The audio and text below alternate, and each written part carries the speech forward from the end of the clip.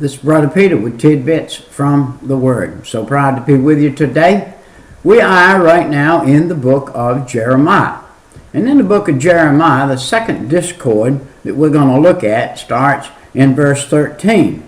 And it says the signs of a seething pot, or the seething pot of the Lord. You remember in the last segment that we did, God said, I have a seething pot. That's a pot full of boiling oil or so, and I am going to pour that out with some wrath toward the north. If you take a seething pot of boiling oil and tip it out, as that oil runs out, it's going to go down toward the direction you tip it. Now, he said, and the word of the Lord came to me a second time, saying, What seest thou? And I said, I see a seething pot, and the face thereof is toward the north.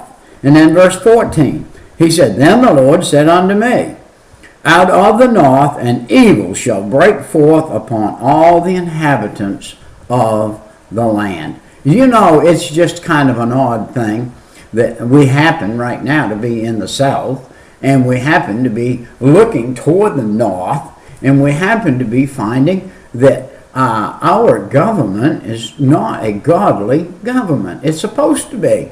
We are not a Muslim nation. We are a Christian nation. We are a Christian nation, and anything that comes out that's opposite from the Christians is not godly. Not from the God that the United States of America serves. It says on our money, in God we trust. What God is that? That is the God that created the heavens and the earth. That's the one we serve. We serve that God, and because we do serve that God, then that's the God we should be following. We should not be following somebody else's God or somebody else's way. Now, the devil has told man for years that he could make himself be a God and be like the gods of heaven and have power enough to overcome the world by the flesh. And that is not true. You cannot overcome the flesh by the flesh. You have to have Jesus Christ in you and God in you. Verse 15, For lo, I will call all of the families of the kingdom of the north, saith the Lord, and they shall come, and they shall set every one his throne at the entering of the gate of Jerusalem, and against all the walls thereof round about, and against all the cities of Judah. Now, what he's saying is, what he say from the north, they, the people, shall come, and they shall set everyone his throne. Not the throne of God, but his own throne. The throne that man sits on. Today, men sit on thrones and make themselves to be kings and priests and preachers and all kinds of other things when they're not. They make themselves be that when they are not. They are not. In Jeremiah, a little later on, as we read, we're going to study, there are going to be people that say, God's in me, God sent me to do this, God sent me to tell you this, God sent me to tell you that. And not true. Not true. The God that they serve is their belly and is their self. And look, verse 16.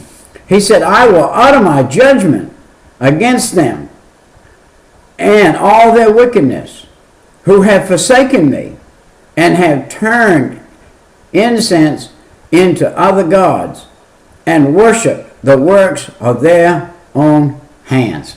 Wow. What is the United States of America, the people in the United States of America today, what is the general public worshiping? Which God? We worship the God of pleasure. We worship the God of gluttony. Eating anytime we want, anytime we feel like it, morning, noon, day, or night. We are predominantly throughout the United States of America obese people because we have not followed the rules of what it takes to be healthy, and therefore we are an unhealthy nation. We are a totally given to the world nation, just exactly as they did back in the Old Testament Bible days when God came against them. when they were putting lions and things in an arena. We put men in an arena called football. On Sunday, you can find 100,000 people any given Sunday during football season, 100,000 or more around this United States of America, stacked up in stadiums all over the place, when you can go to the house of God where God is being preached and God is being taught and find just a handful of people.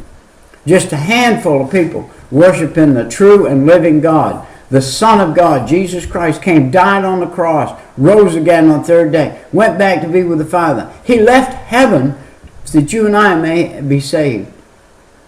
On Sunday, it is our duty to be in the house of the Lord, not in the football stadium, but in the house of the Lord. Yes, if you had to give up football to go to the house of the Lord, you need to do it. But the thing about it is the Bible said to think on those things that are everlasting, that are eternal. Football's not everlasting or eternal. It's here today and gone tomorrow. Isn't it amazing how a team, when they're on top and headed for the ring, how they're blessed and how they're talked about good and everything.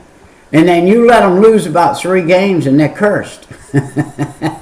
It's amazing. They fall from grace. They all of a sudden, now they're the worst thing that ever walked on the earth. For a little while they were the best, now they're the worst. Listen, let's look at verse 17.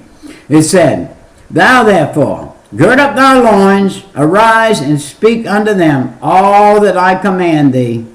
Be not dismayed of their faces, lest I confound thee before them. He said, don't get in your own way. You do what I tell you and only what I tell you. Otherwise, you're going to get confounded. You are going to get confounded, and I'm going to be the one that confounds you.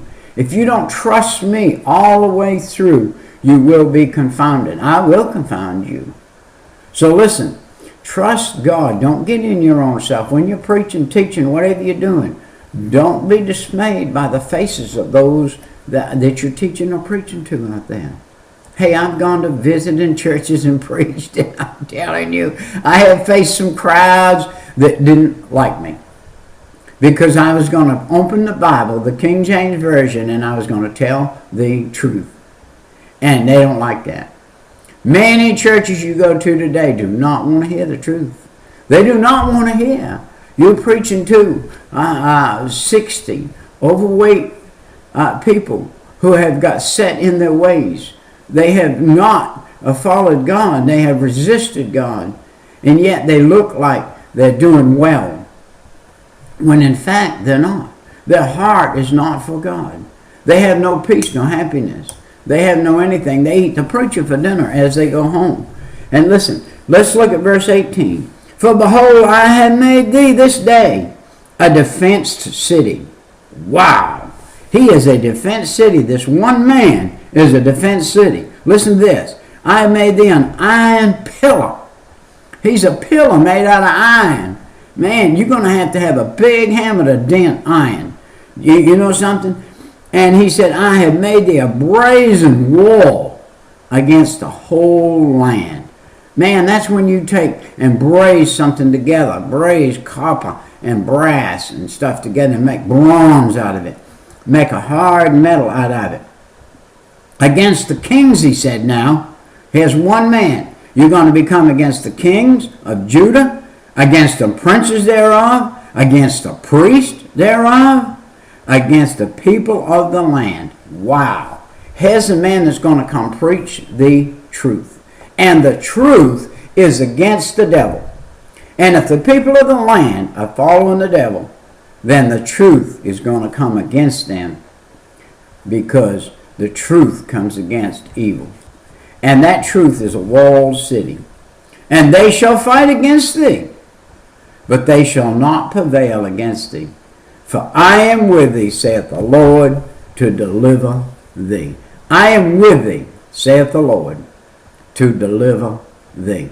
The name of this message today, right now, is I am with thee. Is the Lord with you?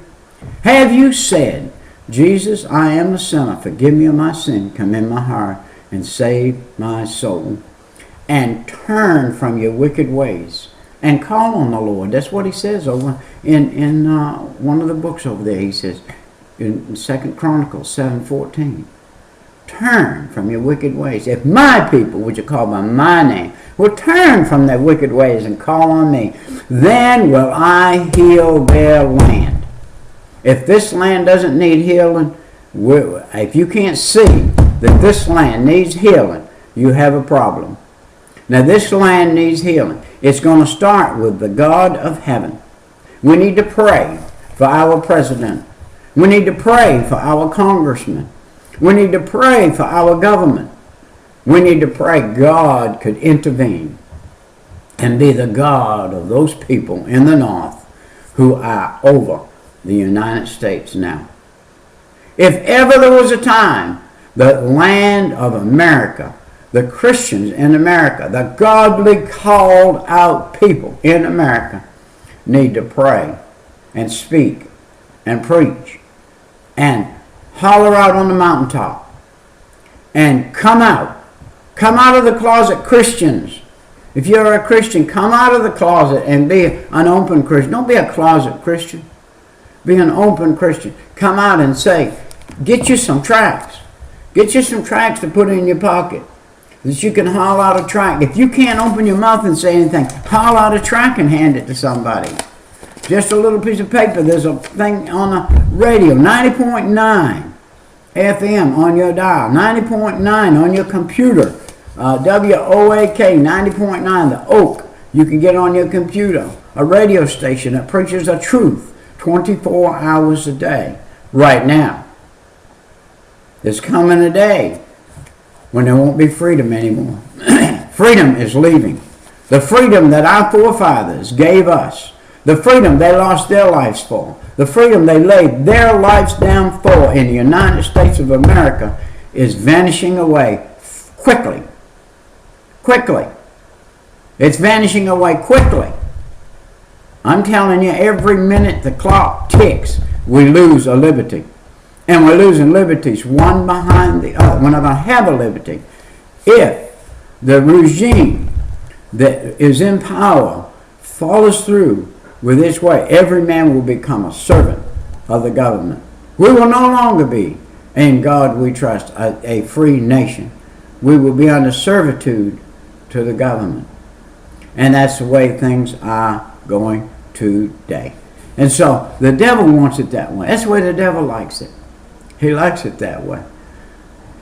200 years ago, our fathers brought forth in this country a new nation, under God, indivisible, with liberty, and the right to do many things. Our rights are leaving us.